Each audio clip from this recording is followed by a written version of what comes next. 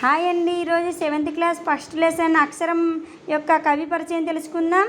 కవి పరిచయాన్ని సులభంగా ఏ విధంగా గుర్తుపెట్టుకోవాలనేది ఈ వీడియో చూడడం ద్వారా మీకు ఈజీగా అర్థమవుతుంది. ఫస్ట్ మొత్తం కవి పరిచయం ఈ లెసన్ యొక్క ప్రక్రియ చూద్దాం. అక్షరం ప్రక్రియ వచన కవితకు చెందినది. ఇతివృత్తం చదువు విశిష్టత అన్నమాట. అక్షరం అంటేనే ఇంకా చదువుకు సంబంధించి కాబట్టి ఇతివృత్తం వెంటనే గుర్తుపెట్టుకోవచ్చు. చదువు విశిష్టత. ఓకే, కవి పరిచయం చూసుకుందాం. దీని తర్వాత ఈజీగా ఎట్లా గుర్తుపెట్టుకోవాలో చూద్దాం. కవి పరిచయం. రావినూతల ప్రేమ్ కిషోర్ ప్రకాశం జిల్లాలోని కొండపి గ్రామంలో జన్మించారు.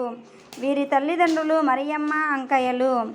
ఈయన ఏమేమి రచనలు చేశారో చూద్దామా. శ్రమవద్గీత, అజమాయిషి, నిసి, రెక్కల పుడమి, ఇంకుచుక్క, నిశ్శబ్దగాయం, టామీ, కళ్ళెం దిబ్బ మొదలైన రచనలు చేశారు. వీటినన్నింటినీ సులభంగా గుర్తుపెట్టుకుందాం. దానికి ఒక స్టోరీ అల్లేస్తాంలే. ఓకే, వీరు నటించిన అనేక నాటికలకు రాష్ట్రేతర ప్రదేశాలలో ఉత్తమ అవార్డులు, ప్రశంసలు లభించాయి. ఈ అక్షరం అనే పాఠ్యాంశం నలుగురం అవుదాం అనే కవితా సంపుటిలోనిది. ఏ విధంగా గుర్తుపెట్టుకుందామా చూద్దామా. ఇక్కడే రాసానండి. ఏ విధంగా అంటే చూద్దాం. కిషోర్కి అంటే ప్రేమ్ కిషోర్కి అనమాట. అక్షరం అంటే ప్రేమ ఎక్కువ. ఒక నిసినాడు కళ్ళ దిబ్బ వద్ద నిలబడి ఉంటే రెక్కల పుడమి నుండి ఇంకు చుక్క కారింది. కళ్ళదిబ్బ అంటే ఓ ప్లేస్. కళ్ళదిబ్బ వద్ద నిలబడి ఉంటే రెక్కల పుడిమి ఏదో పక్షి అనుకోండి. రెక్కల పుడిమి నుండి ఏం కారింది? ఇంకు చుక్క కారింది. దానివల్ల కిషోర్కి నిశ్శబ్ద గాయమైంది. ఆ ఇంకు చుక్క వల్ల కిషోర్కి నిశ్శబ్ద గాయమయ్యింది. టామీ అనే కర్చీఫ్తో కట్టు కట్టాడు. కిషోర్ ఒకరోజు శ్రమతో భగవద్గీత మొత్తం చదివారు. అది జరిగిన తర్వాత కొన్ని రోజులకు కిషోర్ ఒకరోజు శ్రమతో భగవద్గీత మొత్తం చదివారు. అంతా తనకే తెలుసని అందరి మీద అజమాయిషీ చెల్లిస్తారనమాట. అంటే భగవద్గీత మొత్తం అంతా తనకే తెలుసని అజమాయిషీ చెల్లిస్తారు అంటే చూపుతారు అందరి మీద అనమాట. చూద్దామా ఏమేమి ఉందో. కిషోర్కి అక్షరం అనే లెసన్ ఏం రాశారు? కిషోర్ రాశారు. కిషోర్కి అక్షరం అంటే ప్రేమ ఎక్కువ. ప్రేమ అంటే ప్రేమ్ కిషోర్ అనుకో అక్షరం లెసను. తర్వాత నిసినాడు. ఇక్కడ రచన ఉంది చూడండి. నిసి అని నిసినాడు నిసి అంటే నిసినాడు అని గుర్తుపెట్టుకోండి. కళ్ళ దిబ్బ వద్ద ఇక్కడ కళ్ళెం దిబ్బ అనే ఒక రచన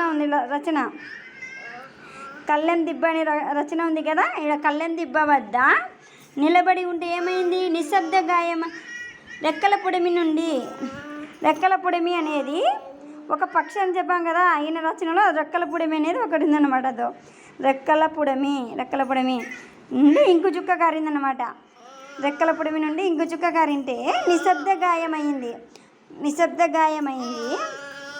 టామీ అనే కర్చీఫ్తో గాయానికి కట్టు కట్టారన్నమాట.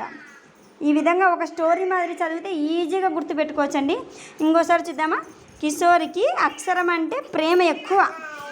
ఒక నిసినాడు కళ్ళెం దిబ్బ వద్ద నిలబడి ఉంటే రెక్కల పుడిమి అంటే ఈయన రచన అన్నమాట. రెక్కల పుడిమి నుండి ఇంకు చుక్క కారింది. ఇంకు చుక్క అనేది కూడా ఈయన రచనే.